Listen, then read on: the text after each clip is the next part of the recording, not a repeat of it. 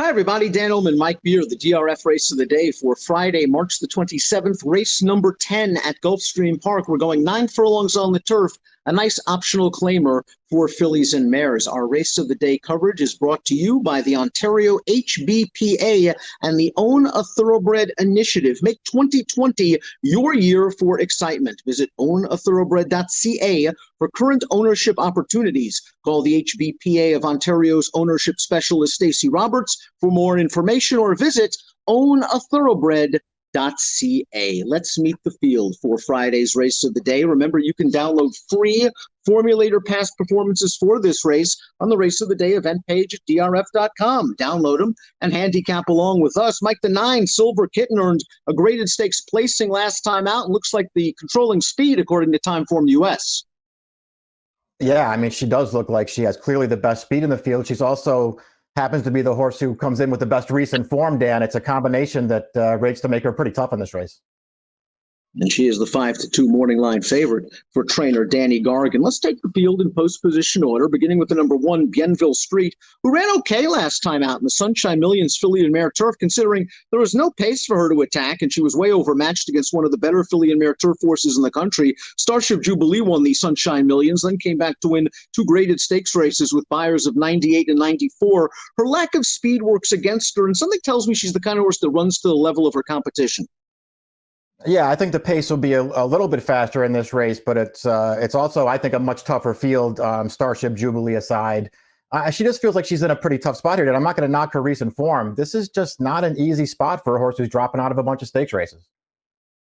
Number 2 is Solar Kitten, and this filly has a lot of upside potential. This will be her first start of the year, her first start against older horses. She was good enough to finish 3rd in the Virginia Oaks last summer. She's going to have to deal with a layoff, and as we've mentioned many times on DRFTV, the Ian Wilkes trained runners usually need 1 or 2 before they do their best off the layoff. I mean, we'll see what she does in here. I actually like her turf form quite a bit. I think she's a filly with some upside still as a newly turned 4-year-old, so we'll see what happens. She has a running style that's not great for this kind of a race.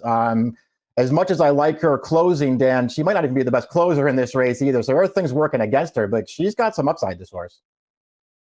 The number 3, Zarina, also has a good amount of late foot and is another horse coming off of a layoff. We haven't seen her since September when she finished 3rd in this race, the Miss Gracie Stakes for 3-year-old fillies. Now, she was way out of it, and she's going to come with a nice run to finish 3rd on the outside as the beaten favorite. She finished ahead of 2 next out winners, the 4th finisher coming back to win a stake at Gulfstream with an 89 buyer. The layoff is somewhat concerning.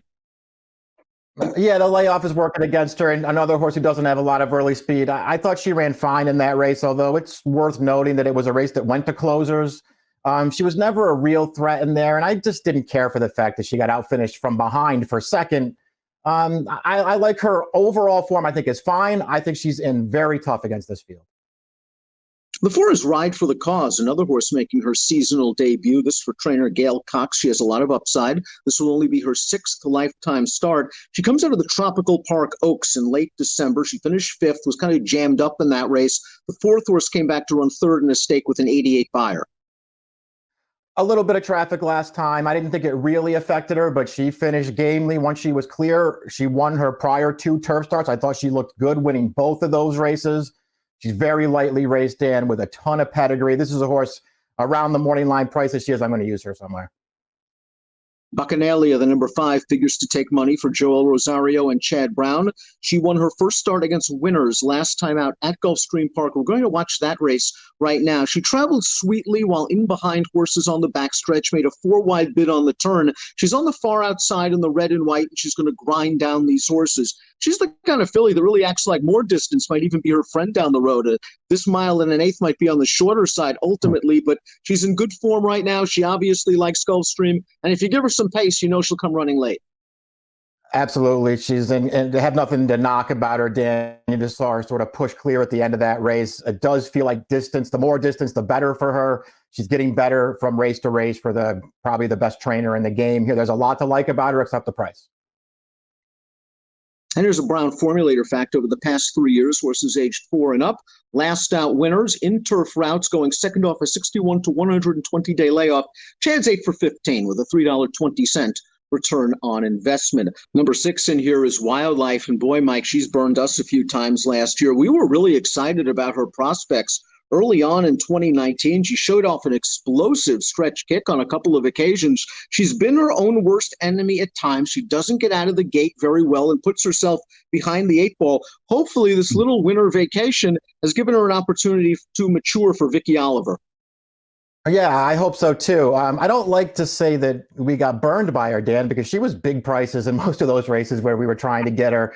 And maybe those races are a little too tough. You're right that her, being slow from the gate does not help her cause. But I do think she ran okay in the Kentucky Downstakes race. I thought she ran okay in the Valley View as well. Her Del Mar Oaks, she didn't get a great trip in that race. I don't know. I just think this horse has a lot of talent. As you said, her first 2 career starts on turf were really impressive wins. I think she's got forward to go. I guess the one or the couple things that maybe you would want to take with a grain of salt as far as this race goes is her running style is not great. The layoff could be a concern because Vicky Oliver, as well as she does overall, she's not great off of layoffs.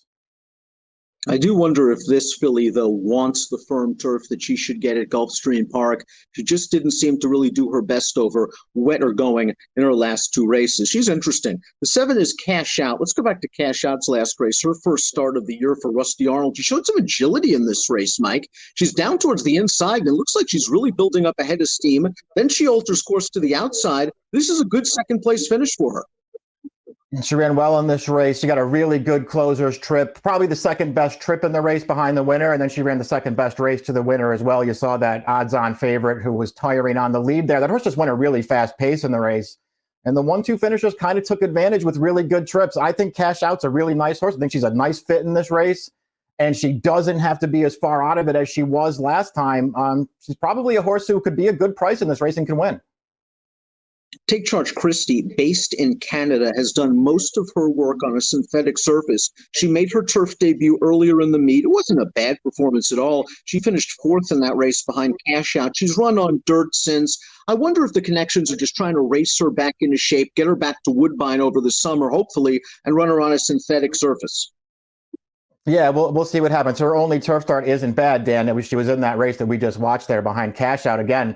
They had pace to run at in that race, and she could only finish sort of a non-threatening 4th. Silver Kitten, the number 9, at a mini 2-race win streak, snapped last time out in the Honey Fox. She ran real well, though. Let's watch that race. She turns into the stretch on the lead where she is expected to be on Friday, and it takes a nice horse, Get Mother a Rose, to run her down. She ran a career-best 89 Beyer speed figure. She has really gotten good this form cycle for Danny Gargan, and again, if she is able to slow down the pace, I'm not too worried about the 1 1/8 for her.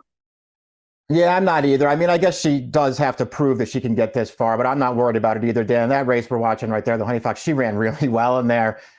She was just under pressure on the lead for most of that race, and she turned that horse away who was challenging her and just got run down late. I thought she ran well. Her prior 2 starts were really good performances and just make her really tough in this race, I think. Unlimited positive data for Gargan with this formulator fact on Silver Kitten at Gulfstream Park over the past 22 months. Horses aged 4 and up in turf routes and optional claiming races, over a $5 return on investment. Silver Kitten, the speed, we're going to try to run her down. We take a look at our top picks. I love Mike's loyalty. He's sticking with the 6 Wildlife off the layoff. She will be running late. She will be a price. Yeah, that's the thing, Dan. She's just going to be such a big price in this race that I almost feel like I have to take a shot with her. I do think that eventually, it may not be in this race on Friday, but I think eventually as the year goes on, she's going to turn out to be pretty good. I'll take a chance that she can run down Silver Kitten here. I'm curious to see if Bacchanalia can handle the step up in class for Chad Brown. I like the way she won last time out. She got a setup, but I think the pace will be fair enough for her in here. She's the second choice as she is on the morning line. She might be worth a gamble at 3-2-1. It's the DRF race of the day for Friday, March the 27th, and the 10th at Gulfstream has an approximate post of 5:43 Eastern. Best of luck.